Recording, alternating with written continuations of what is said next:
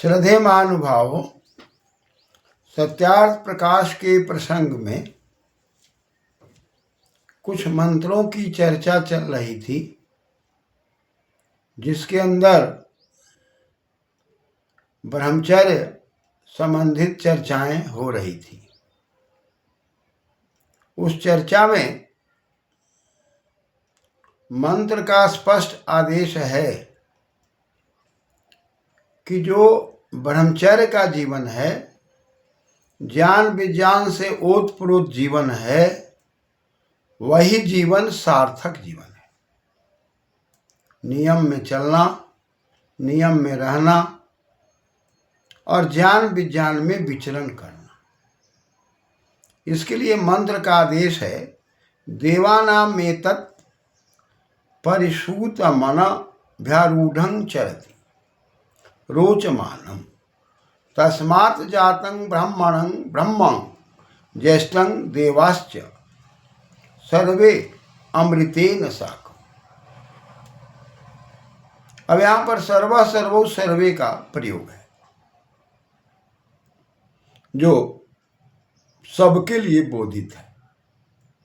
अब सबके लिए बोधित में बात आ रही है कि कौन लोग, तो कहा कि ब्राह्मणम, ब्रह्म, ज्येष्ठम देवाश्च सर्वे, सर्वे देवा, जितने देवतुल्य आचरण करने वाले हैं वे सभी। और देव कौन है भाई? तो जो व्यवहार कुशल है, जो संसार सागर के अंदर आकर हर प्रकार से आनंदित है, जो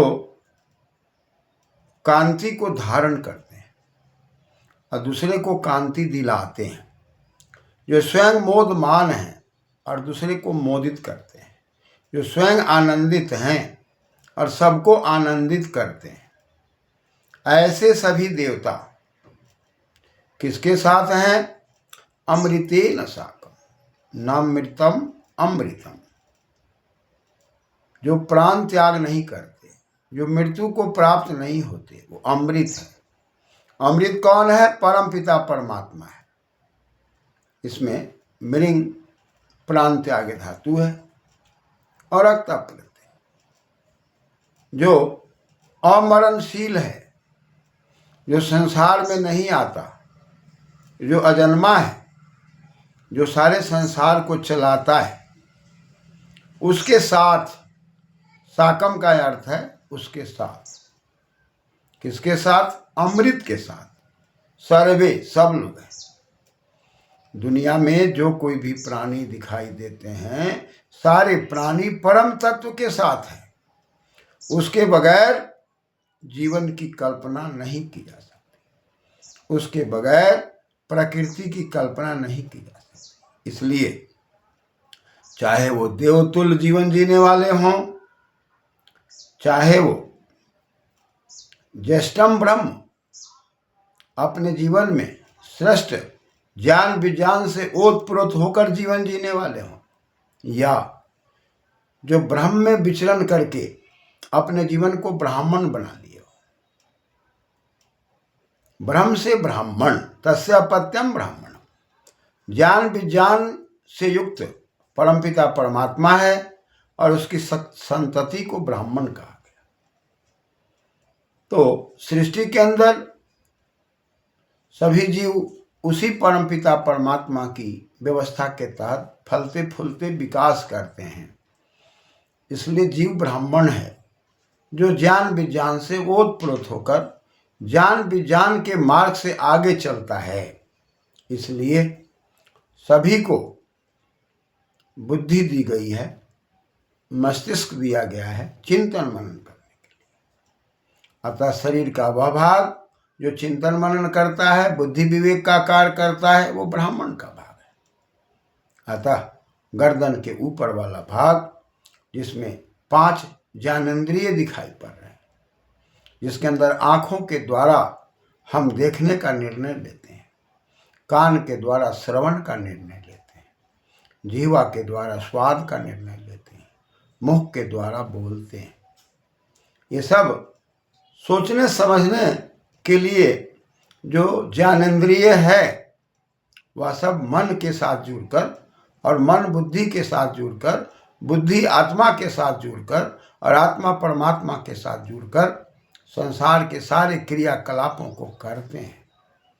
इसलिए मस्तिष्क को, खोपड़ी को ब्राह्मण कहा गया है, जहाँ ज्ञान विज्ञान से ओतप्रोत रहता है और जहाँ पर ज्येष्ठ ब्रह्म सबसे श्रेष्ठ बुद्धि रहती है, सबसे श्रेष्ठ ज्ञान रहता है।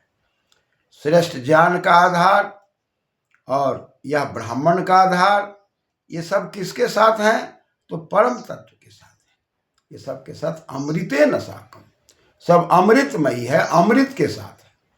यदि अमृत के साथ है तो जीवन है, अमृत के साथ नहीं रहने पर हराश है, विकास नहीं है, विकास का अभाव है। कहा कि तस्मात् जातम, ये सब के सब किससे उत्पन्न होते हैं? तो ब्रह्म शक्ति से, ब्रह्मचारी से, ब्रह्म के आचरण से।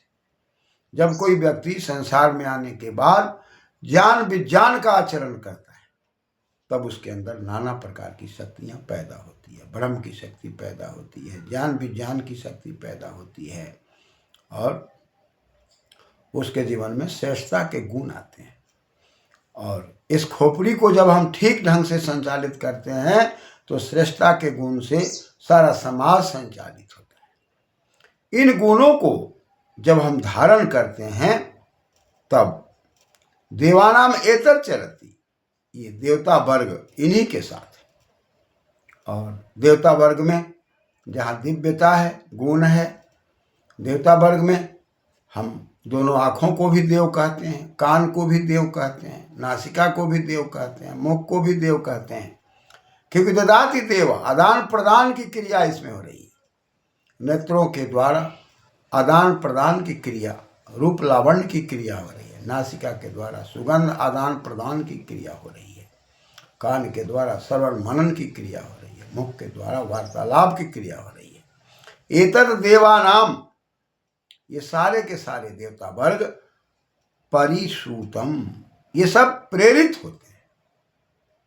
ज्ञानेन्द्रिय, कर्मेंद्रिय, ये सब के सब परिश्रुतम, सुप्रेरणा धात्वकता परिता माने चारों तरफ से, हर प्रकार से जब ये प्रेरित होते हैं परम तत्व के द्वारा, ब्रह्म के द्वारा, ज्ञान के द्वारा और ज्ञान विज्ञान के द्वारा हम अपनी खोपड़ी को ठीक प्रकार से विवेक और बुद्धि से जोड़ लेते हैं। अनभ्यारूढ़, और ये कैसे होते हैं? न अभी, चारों तरफ से नहीं, आरूढ़, आकर्षक रूप से, आकर्षक रूप से जब ये रूह बीज जर्मनी उत्पत्ति की ओर बढ़ते हैं, सृष्टि की ओर बढ़ते हैं, उत्पादन की क्षमता की ओर बढ़ते हैं, तब ये आकर्षक रूप से रूह पैदा करते हैं, जीव पैदा करते हैं, जीव से जीव उत्पन्न होते हैं, सृष्टि का उत्पादन होता है। चरति, जहाँ सब लोग विचरण करते हैं, यानी कि वह ब्रह्मचर्य की शक्ति और हमारे जीवन के अंदर जो हम भोजन करते हैं, भोजन के द्वारा जो रस, रक्त, मांस और मेदा, मज्जा, शुक्र और अंत में ओज की प्राप्ति होती है, जो हमारे जीवन को ओजमय बनाकर परम तत्व तक ले जाता है। ये 7 धातुओं की प्राप्ति के बाद हमारे जीवन में ओज पैदा होता है, चमक पैदा होता है, तेज पैदा होता है और इस तेज के द्वारा ही हम ज्ञान विज्ञान की रक्षा करते हैं, ब्रह्म की रक्षा करते हैं, अपनी श्रेष्ठता की रक्षा करते हैं, विवेक की रक्षा करते हैं। और ये जब इस प्रकार की वित्पत्ति हो जाती है तो अमृते न साकम, तो सारे संसार की ऐसी जीवात्माएं अमृत के साथ है, परम तत्व के साथ है। यानी कि जो लोग ज्ञान विज्ञान में विचरण नहीं करते, विवेक में विचरण नहीं करते, ब्रह्म में विचरण नहीं करते, श्रेष्ठ मार्ग पर नहीं विचरण करते, वह व्यक्ति अनारूढ़, वे आगे नहीं बढ़ सकते, वे बीज की सृष्टि को नहीं समझ सकते और उत्पत्ति की शक्ति को नहीं समझ पाते और उत्पत्ति की शक्ति की श्रेष्ठता को नहीं समझने के कारण अनभ्यारूढ़, न अभी, चारों तरफ नहीं फैल पाते उनका विकास चारों तरफ नहीं होता, वो आगे विकसित नहीं होते, ऊपर की ओर नहीं जाते, ऊंचाई की ओर नहीं जाते, उनका चिंतन, उनका स्तर ऊंचाई पर नहीं पहुंचता, वो निम्नता की दृष्टि में होते हैं। ऐसे देवता वर्ग, चाहे पांच ज्ञानेंद्रिय को हम देवता कहते हों, या हम उन लोगों को जो अपने जीवन में दिव्य शक्ति को प्राप्त कर लेते हैं, द्योतन शक्ति को प्राप्त कर लेते हैं, व्यवहारिक शक्ति को प्राप्त कर लेते हैं, वो देव है। ददाति देव, जो आदान प्रदान करने वाली सारी शक्तियां हैं, चाहे मनुष्य के अंदर आ जाए, मानव के अंदर आ जाए, चाहे कोई ऐसी शक्ति हो जो देवतुल आचरण की शक्ति की प्रेरणा देता हो, वो सब गतिशील होते हैं। देवत्व की शक्ति से गतिशील होंगे।